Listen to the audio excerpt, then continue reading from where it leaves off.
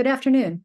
I'm Catherine Reed, CEO of American Friends of Magen David Adom, and I want to welcome you to our second AFMDA briefing on escalating violence in Israel and how Magen David Adom is preparing for any eventuality. Today's webinar is entitled Preparedness in the Face of Uncertainty, the Prospect of Retaliation by Hezbollah and Iran. As we all know, this is a time of uncertainty and constant change, and growing conflict in Israel and throughout the region. So we are pleased to offer some context and background through this special briefing. We'll hear from three experts who will give us their perspectives on the geopolitics of the region and what to expect in the coming weeks and months.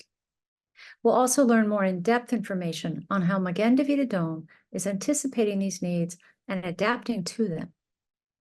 And now let me introduce Yaakov Katz, who will be both moderator and a participant in the discussion today. Yaakov Katz is an Israeli-American author and journalist. Between 2016 and 2023, Yaakov served as the editor-in-chief of the Jerusalem Post, where he continues to write a popular weekly column. He's the author of 3 books: Shadow Strike, Inside Israel's Secret Mission to Eliminate Syrian Nuclear Power; Weapon Wizards, How Israel Became a High-Tech Superpower; and Israel versus Iran, The Shadow War. Yaakov served for close to a decade as the paper's military reporter and defense analyst prior to taking up the role of editor-in-chief. Yaakov served for 2 years as a senior policy advisor to Naftali Bennett during his tenure as Israel's Minister of Economy and Minister of Diaspora Affairs. I am delighted to turn our discussion over to Yaakov. Thank you very much, Catherine. It's great to be with all of you, and it's great to be again with American Friends of Magen David Adom, who I had the pleasure of being in the U.S. in June, together with Aryeh Myers, who I'll introduce a bit later, and Richard Zellin, who's the head of the Midwest division, going around different cities and meeting with different communities and talking about not only the security challenges that Israel faces, which we'll hear about just in a moment from Matt, but also just in general, what Magen David Adom is doing here in Israel to help facilitate and prepare the country for those different challenges and eventualities. But first, we're going to break up this conversation into 2. I'm going to start with Dr. Matthew Levin, who's the director of the Program on Counterterrorism and Intelligence at the Washington Institute for Near East Policy. He served in the past as a Deputy Assistant Secretary for Intelligence and Analysis at the Department of Treasury. During his tenure there, he played a central role in efforts to protect the U.S. financial system from abuse, deny terrorists and weapons proliferators and other rogue actors the ability to present a financial threat to U.S. national security, and later served as a counterterrorism advisor to the Special Envoy for Middle East Regional Security. He was previously a counterterrorism intelligence analyst at the FBI and is the author of several books and monographs, including Hamas, Politics, Charity, and Terrorism in the Service of Jihad. Another book, Hezbollah, the Global Footprint of Lebanon's Party of God. And he's the host of the podcast series, Breaking Hezbollah's Golden Rule. So Matthew, it's great to have you here with us. And thanks for joining us this evening here in Israel, late afternoon or mid-afternoon there in Washington. And really, as you can tell, ladies and gentlemen, by the 2 books that Matthew has written, and you can see them behind him, there's probably not many people who are better suited to discuss the different challenges and the 2 wars, essentially, that Israel's fighting, although I would argue maybe you look at them as one war today between Hamas down in the south and Hezbollah in the north. And let me start, Matthew, with a very simple question. I'm going to go really easy. Here's a softball. When is Iran and Hezbollah going to attack Israel? Easy, no problem. First of all, just let me say how glad I am to be able to participate in this webinar, especially with you, Yaakov and Aryeh. Thank you all for putting this webinar together. Anybody who answers Yaakov's question directly is someone you should ignore. Now, there's been intelligence rumblings for a week and a half now. It's going to come 24 hours. It could come this weekend. People were thinking maybe it would come over Tisha B'Av. At the end of the day, reason we're not sure is because what's becoming increasingly clear is that the Iranians are not sure. First, they're trying to figure out what exactly they want to do. That they will do something, I am sure. And even a few days ago, when there seemed to be people saying, well, maybe the Iranians are thinking maybe they won't do anything themselves, it'll only be through proxies, didn't buy it. We're dealing with Iran and Hezbollah feeling the need to retaliate for two really significant targeted killings. One Israel has taken credit for in the removal of Fuad Shukr from the battlefield. Fuad Shukr was the kind of chief military person for Hezbollah, and Ismail Haniyeh, the head of the Hamas political bureau at the time. I think the first thing to put to bed is this idea that you'll read all over the US press anyway, that these were Israeli escalations. And I've been pushing back on this on TV a lot.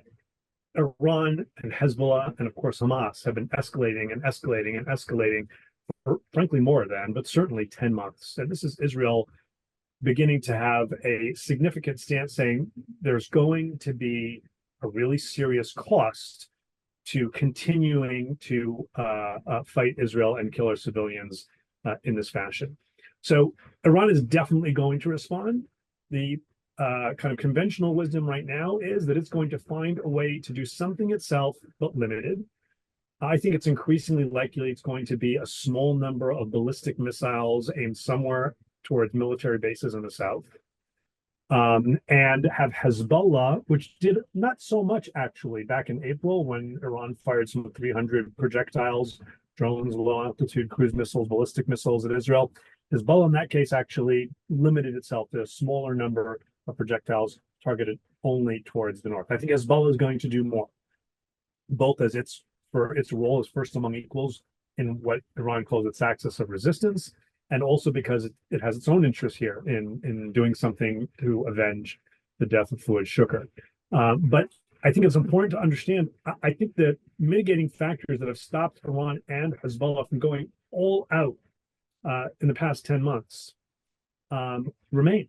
The economic crisis in Lebanon is severe, and nobody in Lebanon, except for maybe the most hardline Hezbollah guys, want full-scale war right now. And Hezbollah understands that unlike the last war in 2006, this time around, most Lebanese are going to hold Hezbollah at least partially responsible for the destruction that is likely to happen in Lebanon, separate from the destruction that could happen in Israel, in the event of such a war. And as for Iran, it also doesn't really want Hezbollah to get into a full-scale war right now because it wants that powder dry, because it sees those rockets as the best deterrence against an Israeli or anybody else's attack against the nuclear program, which they have been significantly ratcheting up over the past 10 months. And as for Iran itself, Iran has one red line only. It does not want a regional war that spills over into Iran's borders.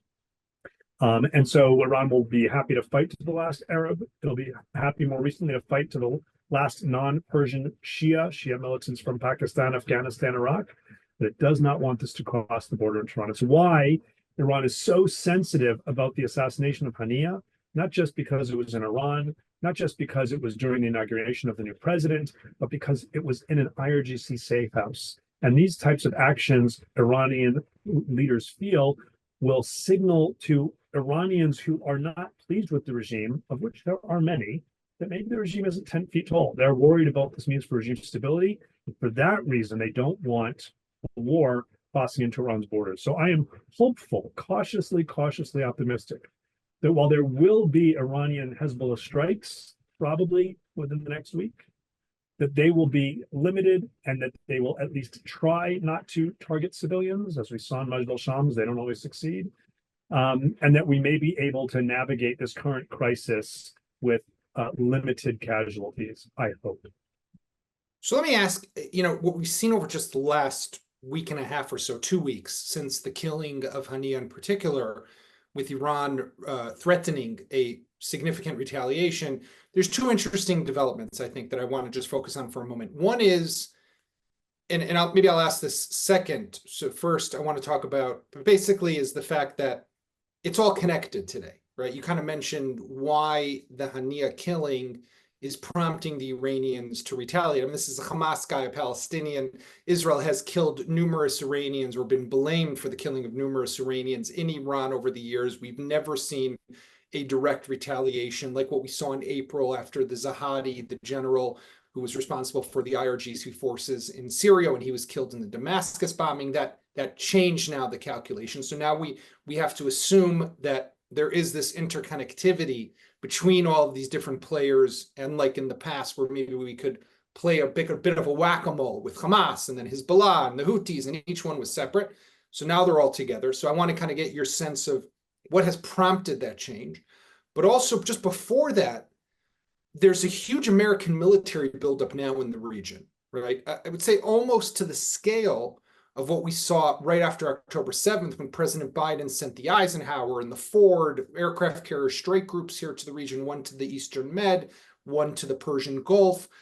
Other fighter jet squadrons, other destroyers were sent back then. Now we have Lincoln that's coming to the region, is still making its way almost here.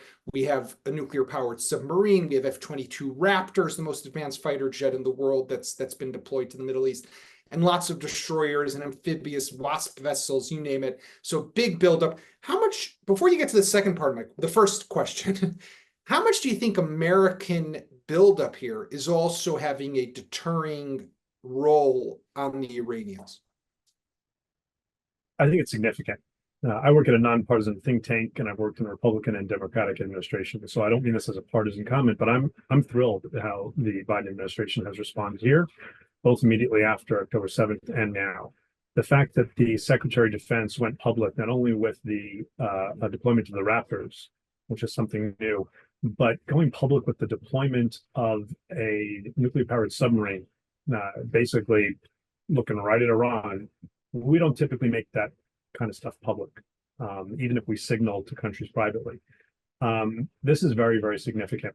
And just like in April, in the lead up to the April 13th, 14th Iranian aerial assault on Israel, we have now, as we did then, the head of Central Command in Israel, on the ground in Israel, coordinating very, very closely together with the IDF and the Israeli Air Force in particular, to be prepared to defend Israel, as we did in April, and provide a coordinated regional air defense.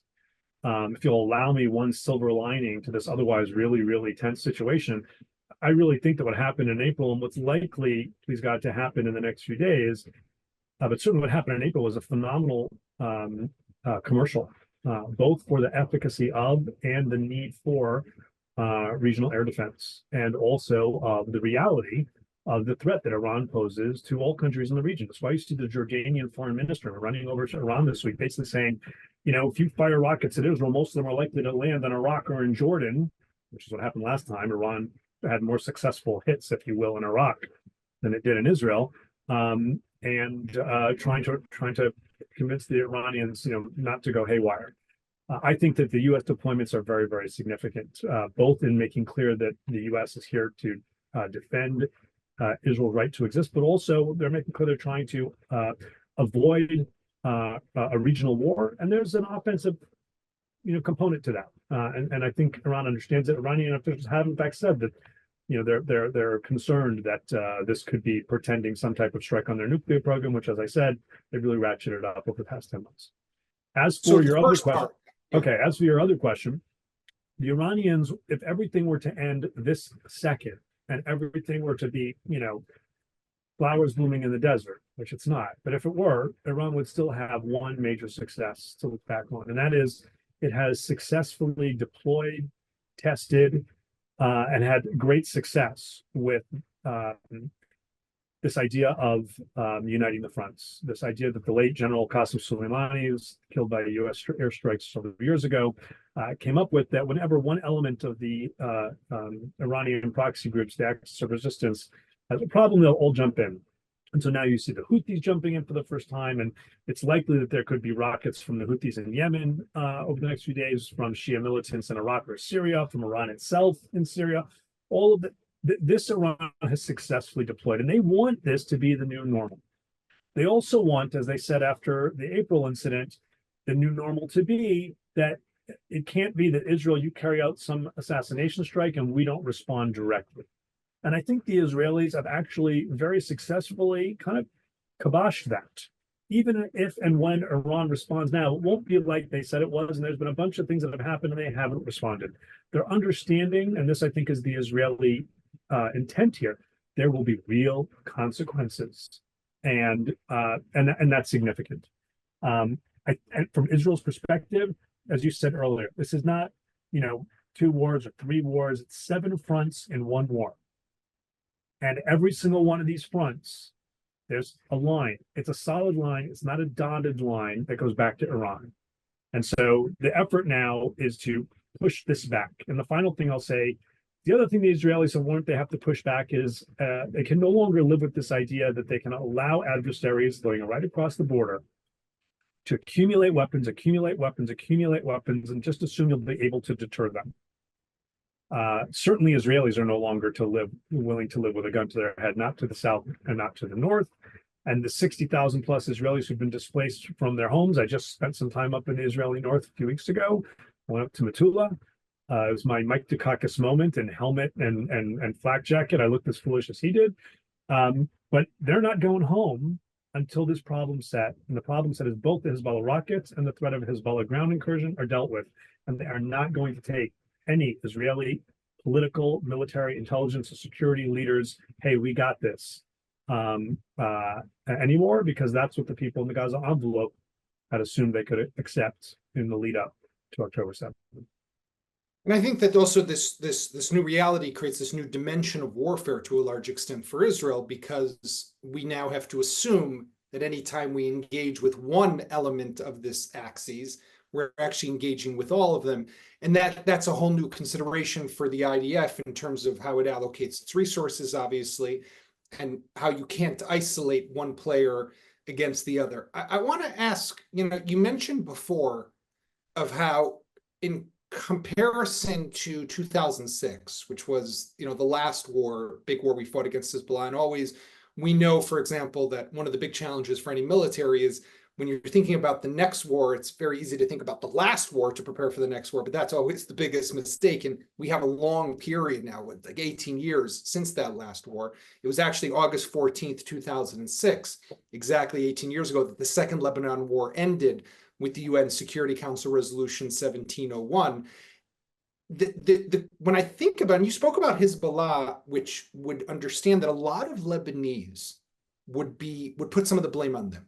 We had the big bombing at the Beirut port a couple of years ago, where they were storing some explosives, caused a lot of damage. The economy's in tatters, right? It's non-existent. The country is completely weakened and fragmented.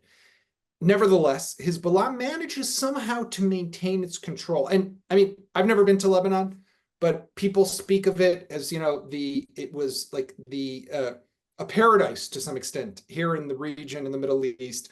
Lots of similarities between Israelis and Lebanese. The French, obviously, influence over the country, has its Western leanings. How does Hezbollah manage to maintain this control that it has there? Mostly by force. At the end of the day, the Taif Accords that ended the civil war required all parties other than Hezbollah to disarm. Hezbollah claimed that it still needed its weapons because it was, as it refers to itself, the resistance against Israeli aggression. And it already then was too strong for people to say, no, we should all disarm. And since then, Hezbollah has, through Iran, armed itself to the teeth.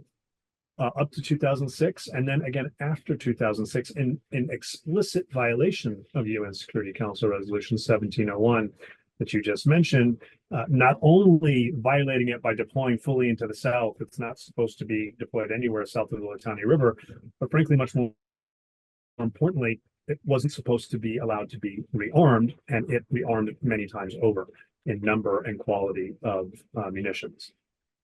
And so Hezbollah has demonstrated time and again that if Lebanese push back too far, they'll kill them. So in 2008, Hezbollah took over downtown Beirut by force of arms and used its arms that are supposedly quote unquote only for the resistance against Israel against fellow Lebanese. When the government of New Zealand designated Hezbollah's military as a terrorist entity, it cited Hezbollah firing on fellow Lebanese as one point of evidence. Hezbollah has an assassination unit. In my podcast that you mentioned, we have an entire episode on Hezbollah's Unit 121. This is an assassination unit of Hezbollah operatives to kill fellow Lebanese that it disagrees with. Politicians, Shia intellectuals, etc. So at the end of the day, by force of arms, Hezbollah is far stronger, better armed, better trained than the Lebanese armed forces, which is the army of Lebanon. And so there is no force in Lebanon that's going to stand up and take on Hezbollah. That's why there are some in Lebanon, and let's not make it out to be like this is everybody. It's not. Who would be very happy if Israel went in and beat Hezbollah down a little bit. And finally, the other way Hezbollah does it is through largesse. Right? They take the money they get from Iran and they buy partners. Hezbollah controls the parliament and the government, not because it's the largest party, but because it controls a coalition that includes Christian parties. Now, some Christian parties are against Hezbollah, but it has enough allies that it has a blocking third in the parliament. And it supplies funds to people who need them, mostly Shia, but others as well. So the overwhelming majority of Lebanese who've been displaced from southern Lebanon, the parallel or mirror effect from what's happened to the 60,000 plus Israelis displaced from northern Israel, they're largely getting support now, not from the government of Lebanon, which is bankrupt in this, economic crisis, but from Hezbollah. So, Amos Hochstein, the president's special envoy, is now in the region. I think he was in Beirut earlier today. I don't know if he's spending the night there. He flew down to Israel, but he's here trying to de-escalate, right? There is their new round of hostage talks that's supposed to take place tomorrow in Doha. Mossad chief Barnea will be going there. We have the different mediators, the Egyptians, the Qataris, the Americans participating. You have Brett McGurk, who's the head of the Middle East at the National Security Council, who's also here in the region. And everyone's kind of hoping that maybe some sort of deal, if reached, about the hostages has the potential to de-escalate the wider conflict that we're talking about here. So I have two questions for you. One is, do you think that's really possible, that a deal that's reached on the hostages in Gaza would have a wider effect to also have the Iranians? And I thought I read and heard recently someone in Iran say that they wouldn't get in the way of a deal being reached that could potentially give everyone a way to climb down from the trees they've all climbed up to. But the second question is there even really a diplomatic deal that's possible with Hezbollah, or are we fooling ourselves?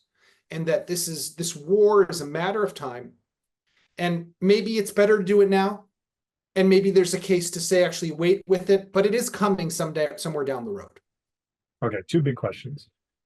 The first on the prospects for a deal that delivers a pause, perhaps even a ceasefire with Hamas in Gaza. First, I think it's important to note that while you might hear some people say, well, deal's off the table now, Israel killed Haniyeh, who was the chief Hamas negotiator. If they kill the moderate negotiator who they'll have to talk to, first of all, Haniyeh was no moderate. Even the ICC indicted him for his role on October 7th. And second, this will have no effect, none, other than perhaps a slight delay on prospects for a negotiated deal in Gaza, because the situation on the ground that is pushing Netanyahu on the one hand in some ways towards a deal, and Hamas on the other still exists. Netanyahu does not want full-scale war with Hezbollah in Lebanon, and Hezbollah has made it clear they won't stop fighting until there's a deal. And the Hezbollah chief Hassan Nasrallah rather shrewdly said the person who's negotiating that, and the only person who's negotiating that, is Yahya Sinwar, the Hamas leader in Gaza, which gave Sinwar some leverage. Sinwar has more leverage right now because he understands that the only thing that the Iranians did say, if there's a deal, they might not attack. The only thing that can stop an attack is that. That gives him more leverage. I think that he won't, unless Israeli negotiators cave on all his demands, which I don't see happening. I see him perfectly happy waiting it out because he is very happy to see Iran and Hezbollah target Israel, and then he can resume negotiations. But he needs those negotiations. The Israelis have very successfully taken out a significant majority of the Hamas battalion commanders, leave alone the overall heads of the Hamas Qassam brigades, Mohammed Deif, Marwan Issa, etc. And my understanding from talking to people here in Washington and recently people when I was there in Tel Aviv and Jerusalem, is that those people are going to Sinwar and saying, look, we need a break. Even if it's only one that gets to the first stage, Shlav Aleph, gives us some 40 days, we need that. And one of the reasons they need it, and the second reason why they are in a position where they want to deal, is because the IDF went and controlled the Philadelphia corridor, the border between Gaza and Egypt. It took a few weeks for the weapons and ammunition and cash that Hamas had already smuggled in to kind of be used up, but now it's gone. And Hamas is running out of weapons, they're running out of ammunition, And in a cash economy where there's a liquidity crisis, they're running out of cash. So Yaakov, if I'm, the Hamas leader outside and you're the Hamas leader in Gaza and I want to send you money, I'm not sending it through a bank transfer. I'm sending it through a Hawala, through a money exchange guy. And I tell him, here's $10 fee and here's $10,000. And my guy Yaakov is going to go to your money exchanger partner in Gaza. And I'll give you a password, let's say orange juice. And you go up and you show up and you say orange juice. And the guy says, yeah, it's the right code. But guess what? I've got no cash. Well, then you get no money. So Hamas is under significant pressure right now. So I don't know that there will be a deal that will prevent an Iranian or Hezbollah attack. I think that unlikely. I do think that the movement still is towards a deal because there's a lot of pressure in Israel. At the end of the day, the security chiefs in particular, pushing the political elite to understand that the hostages don't have time. And then on the flip side, you asked not about a Hamas negotiation, but a Hezbollah negotiation. I applaud the efforts that Amos Hochstein is doing. And Israel has been very, very clear. The 60,000 plus Israelis who've been displaced from the north will not go home unless the threat of an October 7th style cross-border raid is mitigated. Remember what Hamas did on October 7th was actually a Hezbollah plot. The IDF has been trying to work against for a long time. Part of the surprise was not everything that we obviously point to, but it was that Hamas did it in the south as opposed to Hezbollah in the north. And Israel's been very clear. Either Hezbollah redeploys its fighters 10 kilometers from the border.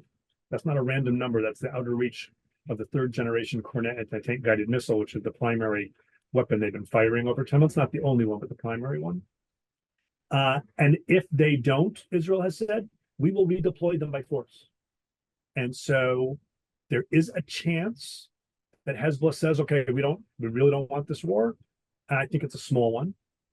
I think that if everything goes well, then we'll be okay in the moment, but that there will eventually, and not in the long term, in the 1 to 3 year term at the outset, be a war between Israel and Hezbollah. But I think the majority of the Israeli leadership would like not to fight right now, but to have an opportunity to let the reservists go home. They're exhausted, restock ammunition and weapons, and then do this in a year to 2 or 3 years. There is an increasingly loud portion of the IDF, including in particular IDF Northern Command and people who live in the north, are saying no, go now, because we are already deployed. If we send people home and then try and go up to full deployment again, that's really hard. The economy's already taken a hit. Why let it take a second to hit? The north is already depopulated. Go now. And some are saying, like the defense minister, look, this is him speaking, that was my recommendation on October 8th to target Hezbollah before Hamas. He didn't listen to me, but that was because Hezbollah wasn't ready for it. Now they'd be ready for it. And so now the defense minister has changed his mind, said, no, don't go right now. But there is, I think, overwhelmingly still in the leadership, a desire not to have full-scale war with Hezbollah right now, knowing it will still come in a short period of time. But there is a significantly louder voice, even than when I was there 3 weeks ago, saying, no, we should go right now. I think also what people need to keep in mind is that what we've done in Gaza, where we've been able to, go in, and because the rockets were not as big a threat, we were able to contain it pretty much and defend ourselves with Iron Dome from Gaza. We had the luxury of moving, so-called luxury of saying to the people in the north, move south, people from the south, move to the center, take the people in Khan Yunis, bring them back, then have them evacuate again, because we weren't concerned. We had that time that would be more precise with our attacks of where we were attacking in Gaza, because the rockets were not as the same scope. With Hezbollah, we're talking about a whole different ballgame, and Israel's response will have to be so much more aggressive.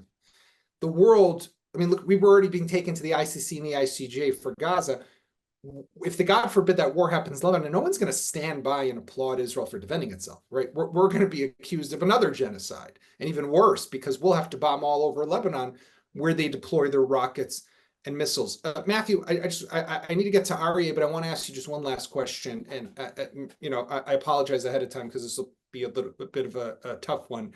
But the U.S. is in a presidential campaign at the moment, and you have Kamala Harris running against Donald Trump. I think that probably most people on this call, and it's very difficult to say that Joe Biden has not stood by Israel and has not, been supportive of Israel throughout this war. There have been issues, of course, 2,000-pound bombs, policies on Iran.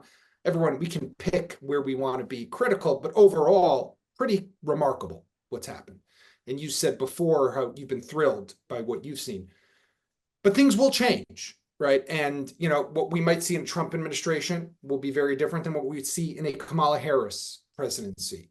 So I'm curious if you could break down, maybe in short, and I know it's not simple, how should Israel be considering this November deadline and maybe even a January deadline for whatever it's going to do, because things will change under each of these people?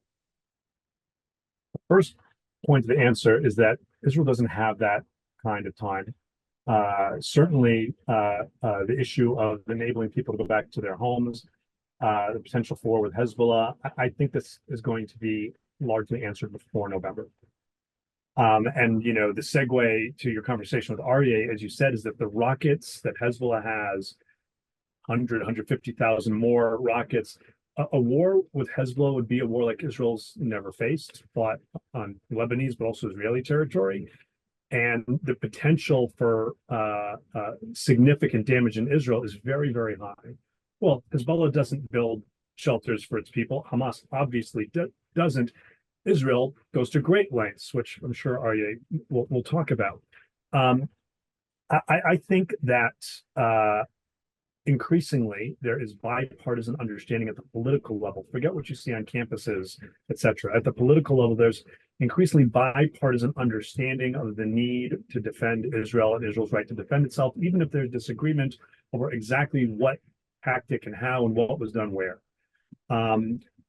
I have concerns about the next administration, whoever it is, but I'm not going to get into who's the better person for Israel. I have my own personal opinion. Look at a nonpartisan think tank. Not going to go there. I do not agree with people who think that Biden's been bad for Israel and a Kamala Harris administration would be bad for Israel. And there are plenty of people who would argue that if you look at Trump's administration the first time around, it had a good track record on Israel. I leave people to make their own decisions there. My concern is simply that the near-term threat that Israel faces, even more from Hezbollah than from Iran, is one in which the defensive effort on the home front is going to put huge demands on Magen David Adom on the home front. And the good news is that, again, unlike Hezbollah in Lebanon or Hamas in Gaza, you know, Israeli society invests heavily in this type of defense and will be able to, at least to some measure, mitigate what could otherwise be really devastating impact. Yeah, so that's a great segue to Aryeh. I want to thank you for now, Matthew. Thank you very much, really, for a sobering and enlightening perspective on everything that's happening here. So let me just first quickly introduce Aryeh Myers, who's a senior paramedic and liaison with the Magen David Adom International Relations Department. Aryeh, who's originally from London, where he worked for 10 years as a paramedic, has more than 20 years of frontline EMS experience. He moved to Israel in 2012, joined MADA, and served as a decade as a senior paramedic and trainer before moving to its international relations department in 2022. And Aryeh and his wife Tzipi are the parents of 4 children living in Modi'in. On October 7th, Aryeh was on call in Ashkelon, treating a range of injuries, shrapnel wounds, smoke inhalation, all resulting from rocket attacks. And as in his international relations role, he helps MADA teams convey their stories to a global audience, in a mission that's become even more important since October 7th. And like I said before, I had the opportunity to be with Aryeh earlier this summer in the United States, and we were able to go around to different communities. So Aryeh, you know, it's great to be with you once again. And I just want to, you know, playing off of what Matthew was talking about, with Hezbollah constantly attacking Israel, obviously mostly from the air. There's some anti-tank attacks, but we have rocket attacks all the time. And also these unmanned drones that Israel is finding increasingly difficult to intercept. But the possibility exists of a future October 7th style attack by Hezbollah's really significant ground forces, the Radwan forces primarily, which are deployed along the border. How is MADA preparing for such a scenario? First of all, I'm going to start off by saying, again, a great pleasure working with you after our whistle-stop tour of mainly of the Midwest. And thank you to our colleagues and American Friends of Magen David Adom for hosting this webinar. It's an honor and a pleasure. Magen David Adom is our aim is always to be prepared. I know that sounds like a slogan of another organization altogether, but that's what we do. And prior to October 7th, we were always holding mass casualty drills, preparing for what might happen. And although we weren't expecting anything of the size of or the tragedy that was the 7th of October, the way the system works and the fact that we have 30,000 volunteers up and down the country, the largest volunteer organization in Israel, allowed us to respond in a way that we were able to treat and evacuate 1,000 casualties in the first 24 hours of the war. And like you were saying before, we can't always look back at previous wars as to what happened then to be able to prepare us for the future, but we have to look at the future, what might happen. So we are taking some of the lessons learned from October 7th, and that includes preparing communities all across the country. Some 11,000 people have undergone training as part of a project called the Magen Project, which takes people with some medical training, but not necessarily members of security teams, to have community-based medical first response teams across the country. And we're not just in the north, not just in the south, but across the whole of the country, central Israel, Tel Aviv, Jerusalem, communities up and down the country, where we have trained people, again, if they're part of the security teams, people who are in the police, in other emergency services. We're looking at making sure that we always have somebody on the ground and we have equipment on the ground that is able to respond in a way that even, God forbid, should we see an event like we had on October 7th, where communities were completely cut off. We weren't able to necessarily get to those communities. The IDF had blocked off the roads. The terrorists were literally in the streets, preventing us from reaching them. We knew we had people on the scene. We had paramedics, we had EMTs, we had first responders at the scene of every event, opening up treatment stations, in ambulance stations, at major road junctions, wherever it was required. We made sure that we had people there. And we want to do that on a much more organized basis. And that's having these teams, this part of this Magen project, having generators spread across the different countries. We've spent the last few weeks, it's actually been mainly our youth volunteers. Right? Magen David Adom has, out of our 33,000 volunteers, about 11,000 of those are youth volunteers. And many of those youth volunteers have actually taken the time throughout we're on summer holidays or summer vacation, and have been taking that time volunteering with Magen David Adom, calling up people who live at home with ventilators. And one of the big concerns is what happens with these people who are at home with ventilators if we have a blackout scenario, if we have no electricity across the country or across large parts of the country. What happens to those people who are reliant on ventilators and who only have ventilator or batteries that will back those things up for a certain amount of time? So we're looking into ways of either getting generators to them or getting them to a place of safety where they're able to keep those ventilators working. There are thousands of people across the country, and we've had many of our volunteers, particularly, like I said, the youth volunteers, who have been calling up these people to try and prepare for what might happen. So we're making sure we've got people actually in the communities. We're making sure that the people who are at home who will need that extra care will also be able to make sure that they receive that extra care. One of the things that we saw on October 7th, and I remember just hearing your own personal story of what happened in Ashkelon and other parts, and Magen David Adom medics and volunteers who were murdered and during the Hamas attacks, because you have people, like you said, all throughout communities and different kibbutzim. But in the north, if we do find a ground invasion by Hezbollah, let's say that were to happen, yes, most of those communities have been evacuated. But how do you even get in there? How do you approach a scene? I'm curious, which is in combat, which is in battle. I mean, you're going on the front lines, essentially.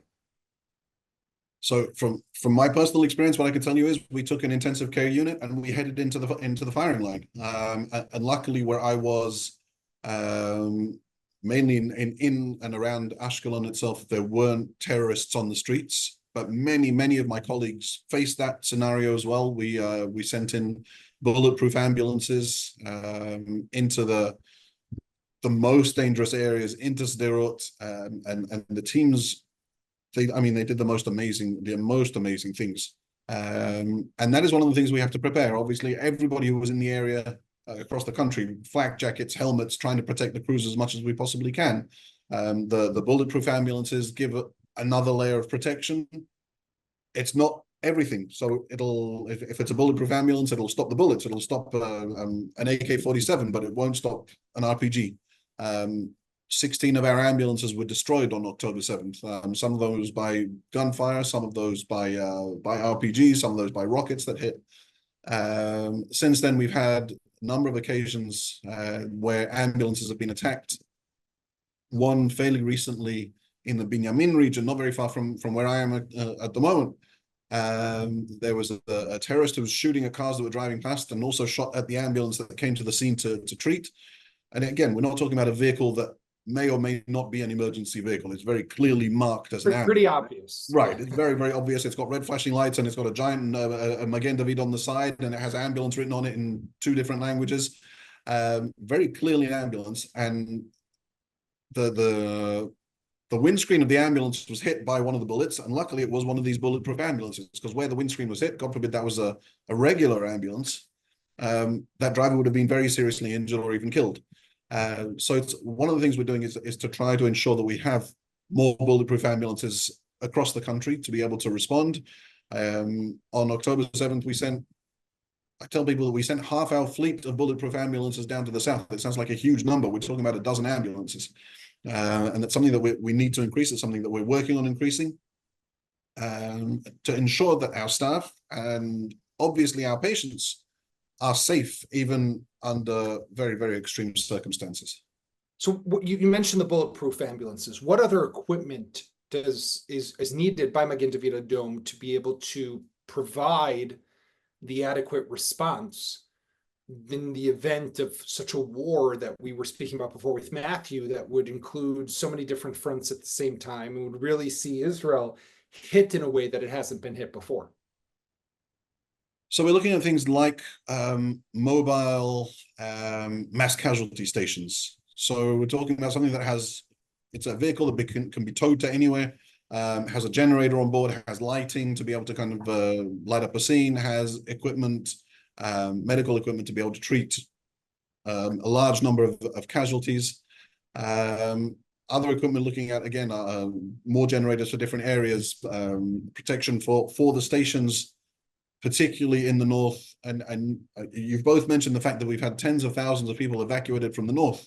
When we talk about evacuation from the border, it's only a very, very short distance from the border. There are still plenty of towns, plenty of kibbutzim that are being targeted every single day, as far south as Tzfat.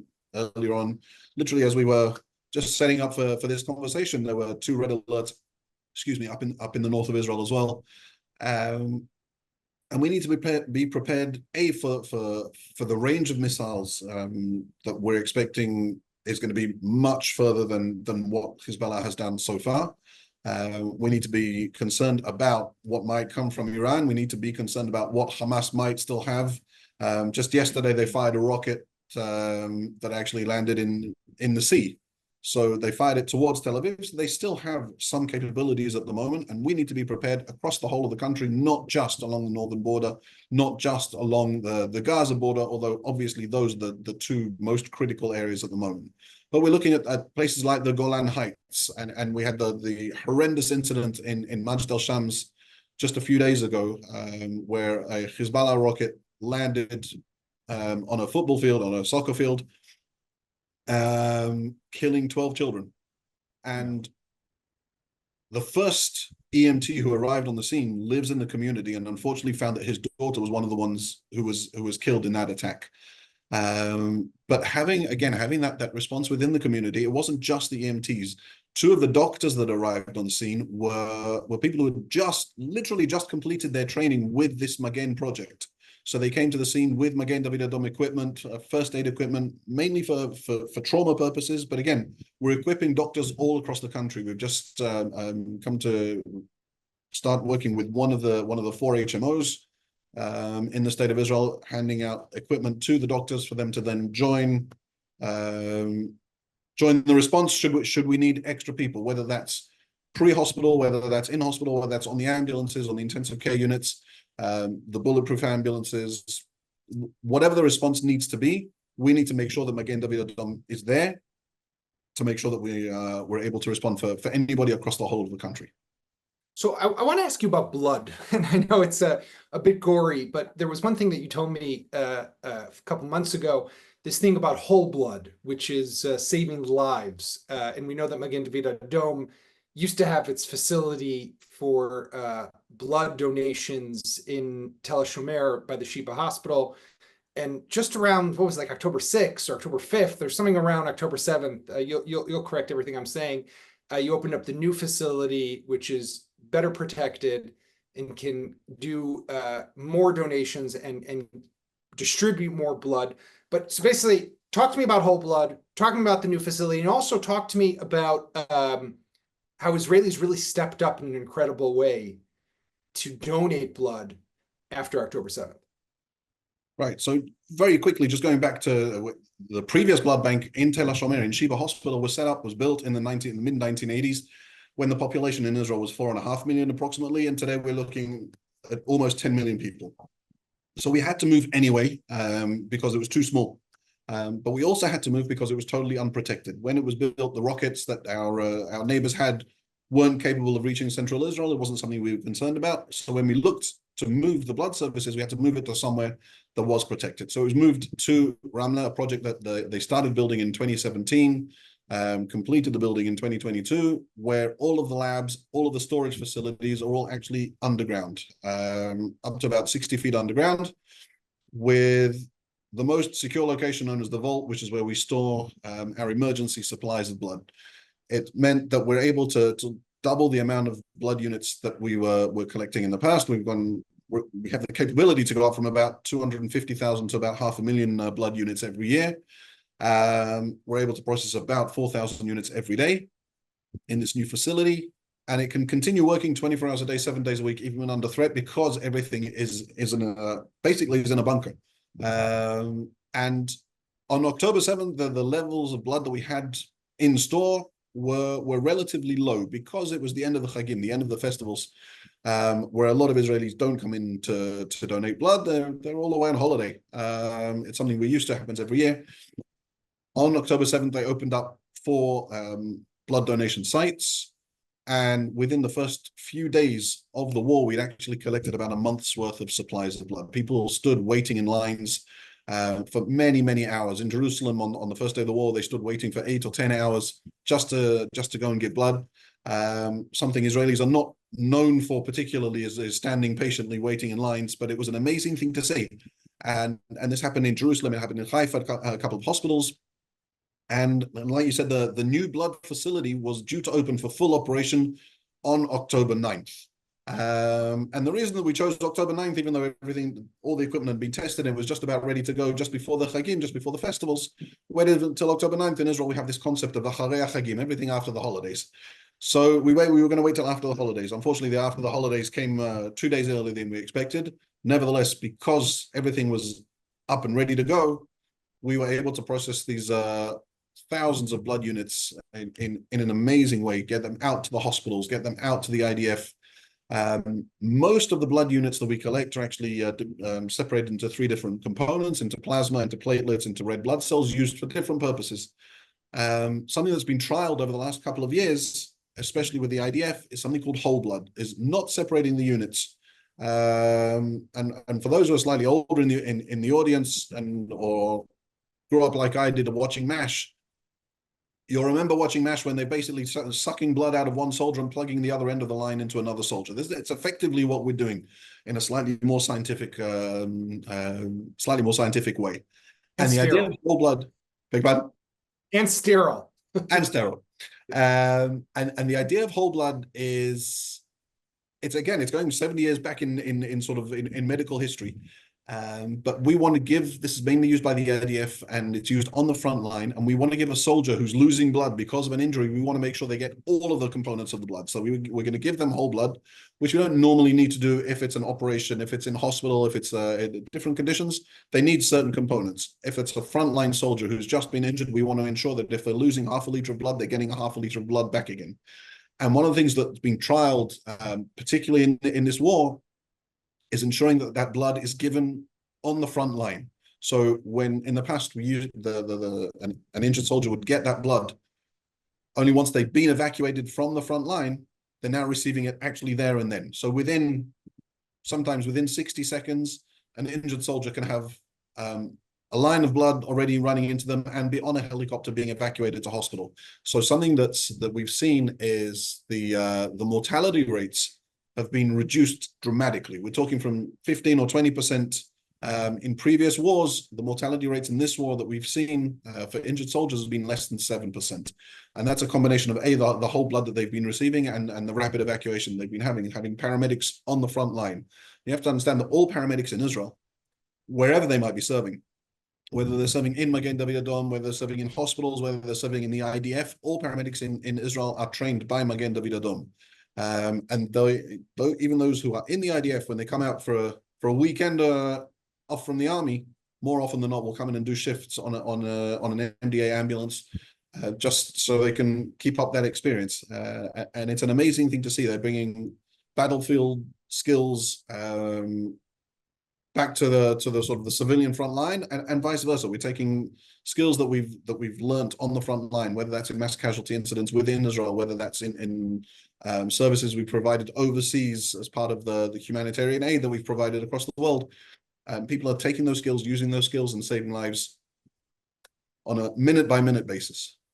So we just have a few minutes left, and I want to go back to you, Matthew, and ask both of you the same question to some extent, because I think, we might be leaving people here with a bit of doom and gloom, talking about war and how we're going to respond to war. And within all of this and these great challenges, which cannot be diminished of the severity of what Israel faces, without a doubt, really remarkable threats to consider, and every move, the kind of a knife's edge. But there are silver linings, and there are glimmers of optimism and hope.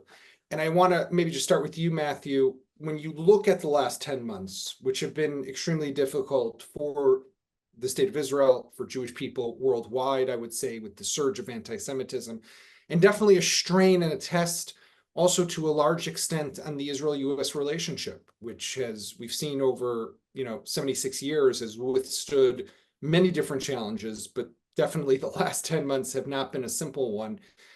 What does give you optimism when you look at this entire picture? You got to dig deep because it's difficult times. I will say, as a diaspora Jew, the number one thing that gives me hope is the way Israelis have shown resilience. One could argue they don't have a choice. There's nowhere else to go. But my family and friends who live there, so with whom I'm in touch on a daily basis, have really given me a sense, as you heard from Aryeh, of a society that has come together to look out for one another. Aryeh joked that the Israelis are not necessarily known for waiting patiently in a single file line. But at the end of the day, when push comes to shove, Israeli societies really come together. There are still all kinds of political divisions. There are still a lot of heated debate. But at the end of the day, this is a society that is full of people who are looking out for one another. And I take a lot of comfort in that. I think here in the diaspora, I take comfort from the fact that if you are able to kind of separate the wheat from the chaff politically, there is significant cross-party appreciation within the cores of each party. Leave the extreme fringes aside for support for Israel. Those fringes are loud, and it's not like they don't have some influence, but at the end of the day, they have not been able to prevent the United States from doing the types of things it's done, just this week approving huge new arms sales to Israel at a time it really needs them. And ultimately, what you're seeing on campus is a recognition that they're unable to change the political discourse. And so they've tried to latch themselves on in their particular interpretation of how it is to support Palestinians, which for a lot of these people is ultimately supporting Hamas, latching that onto other social causes. And I even think that while that's been successful in the moment, it's had its heyday. And I think this coming semester is not going to be perfect, but I think we're about to see that people have a better response to that as well. So it's going to take a little bit of time, but at the end of the day, Israel's not about to be destroyed. Israeli society is going to persevere. Israel's not always going to be living under the threat of constant rockets like it is today. We're not out of the woods yet, but we will be.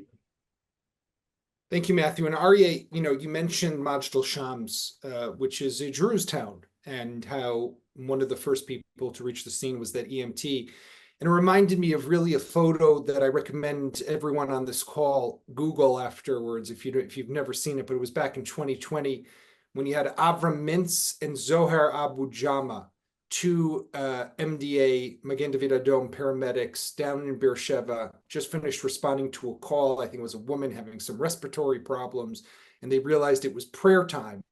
And there's this amazing photo of Avram Mintz with his talit prayer shawl on, praying in one direction towards Jerusalem, and Zohar Abu Jama, Muslim, with the prayer rug on the street, praying towards Mecca in the other direction. And really talks to a large extent, there's the resilience of Magen David Adom, which you spoke about, but also this amazing diversity. And I think something that's often overlooked is it's one of the few rare places in Israel which we can look at as an island of coexistence, of where people, different religions, different backgrounds, people who you often would not think know how to get along and come together, are actually doing this on a daily basis, saving lives together. So just maybe talk for a moment, if you can, about that. So today I was at a ceremony held to mark the end of a year of Shirut Leumi, of national service. We have about several hundred national service volunteers who are in Magen David Adom, fulfilling roles, EMTs, paramedics, in the blood services, in office roles, all sorts of different roles. And 30 of them were given awards for of excellence for their service. Out of those 30, I would say 15 were not Jewish. They were Christian Arabs, they were Druze, they were Muslim Arabs. Of the 15 who were Jews, there were some religious, some not religious, some ultra-Orthodox. And we literally see a little bit of everything, very much a microcosm of the state of Israel within Magen David Adom. So if 20% of the population in Israel is non-Jewish, about 20% of the staff and volunteers within Magen David Adom are represented by those different communities. We have people in the Bedouin communities, in the Druze communities. Just a couple of years ago, having a female Bedouin paramedic would have been unheard of. The first one actually came through the National Service Program. It is an amazing thing to see, and it's an amazing thing to be a part of. I just want to latch on to something that Matthew just said, though, is when you're looking at optimism, and I think you and I actually felt it again when we were in the States, is you're talking about the resilience of the Jews here in Israel and the people in Israel, not just the Jews. But I think part of that resilience comes from the big bear hug that we've received from diaspora Jewry, and where there was this disconnect, both within Israel, within the different societies in Israel, prior to October 7th, there was also a big disconnect between Israel and the diaspora. And I think that that's something that we've now really seen and started to experience much more as a two-way street. And I think the diaspora Jewry has seen that what affects Israel affects them as well. And that's given them a different outlook on how they react and how they respond and how they interact with us here in Israel. And on the flip side of that, we're seeing the importance of that connection with the diaspora, with people outside of Israel who are vocally and very clearly supportive of the state of Israel, supportive of Magen David Adom. And it's an amazing thing to be a part of, and that's what gives me hope for the future. That's how I see us being able to overcome whatever it is that's been thrown at us. You know, there's a Hebrew phrase, we survived Pharaoh, we're going to survive this as well. And I'm very much in agreement with Matthew that we might not be over it yet, but we certainly will be. And Magen David Adom is very much a very strong part of that resilience and a very strong part of looking ahead to the future. Okay, well, thank you very much, Matthew Levitt and Aryeh Myers. And let me hand it back to Magen David Adom to sign us off.